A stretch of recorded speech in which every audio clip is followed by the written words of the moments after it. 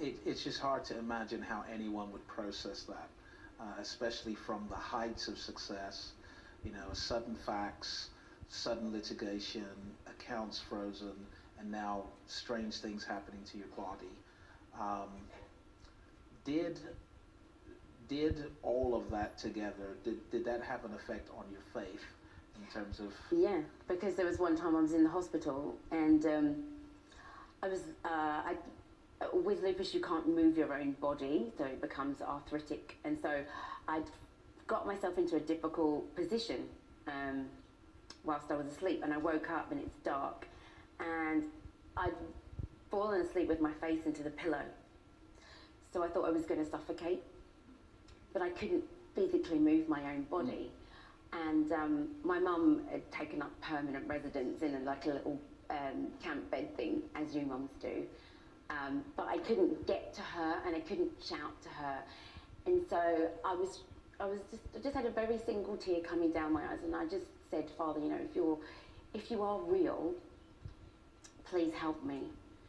And a very still, small voice said, everything's going to be okay. And that was as simple as it was.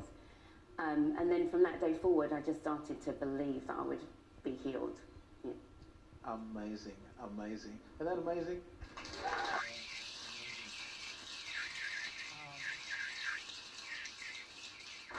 So, I guess people hearing the word lupus, some folks know what it is, but I think lots of people don't really know much about that condition. And I'm guessing that you had no idea when you were diagnosed what it means, what its implications are for you. But now you know a whole lot about lupus. And perhaps you could just tell us really about the condition itself. What really is it? So lupus is a blood disease that affects the white blood cells. So in a healthy human being, we have red and white blood cells. And in a lupus sufferer, those white blood cells, which are there to fight infection, they turn against the body and fight you. So it attacks the body in many different ways. My worst symptom is actually when it went to my brain, and I ended up losing 3 days of my life. And you're highly susceptible to infection because they kind of control your white blood cells to stop them attacking you. But those white blood cells are there for a reason, right? They're there to fight infection. So if mine are being capped, if you like, then I can't fight infection. So recently I had, my daughter came home with meningococcal from nursery, and she kissed me. I remember it. She kissed me on the lips, big kiss. And then 48 hours later, I was in intensive care with pneumonia. And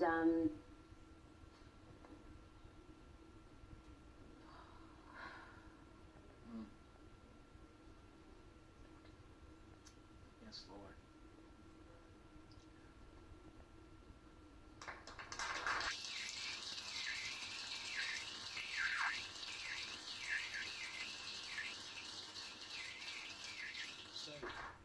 So let's just take a moment to process that. Your daughter, your baby daughter, has simply kissed you, and 48 hours later you were in intensive care with pneumonia. And I remember that time because I was privileged to be with you in intensive care for a little while, praying with you. And one thing that really struck me about that moment was you seemed to have a conviction in your heart that you were not going to die, but that you were going to live and declare the works of the Lord.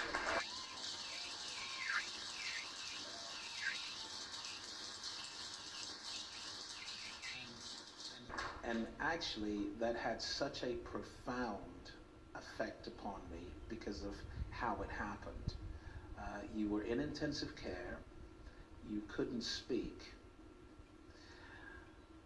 but you beckoned to me to come near.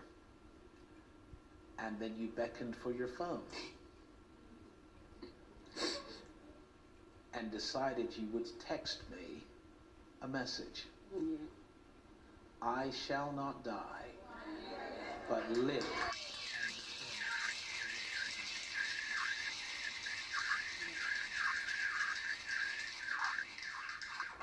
So I want to talk about that conviction, okay? What do you believe God is doing with you? It's a difficult question to answer, but I'm going to have to leave my Christian training behind for a sec because I have to be real. Mm-hmm. I didn't know, and I still don't fully understand or could pretend to understand why, because there were times where the physical pain was such that I questioned.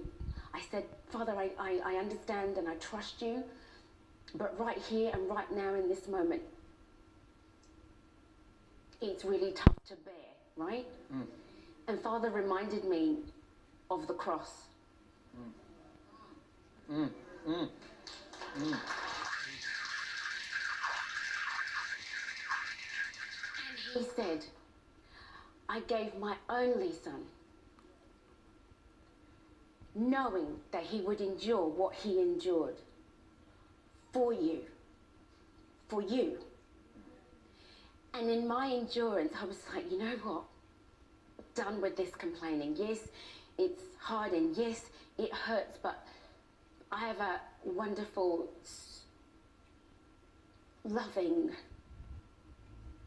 truthful Father who I now had a different level of understanding of his love and of his grace and of his patience and his kindness.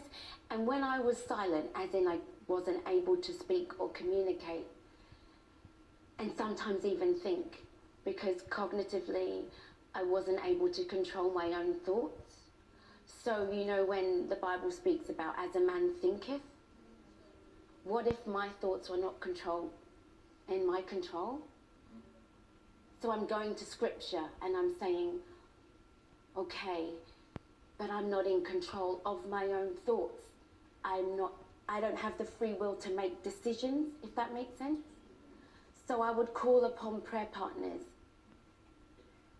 and I would call upon Bishop and those that I trusted, and I would send a message that said, you know, please stand in the gap, or whatever I could, even if it was just Jesus, sometimes, but I would find a way to make my words acceptable. And sometimes it was just a groan or a moan.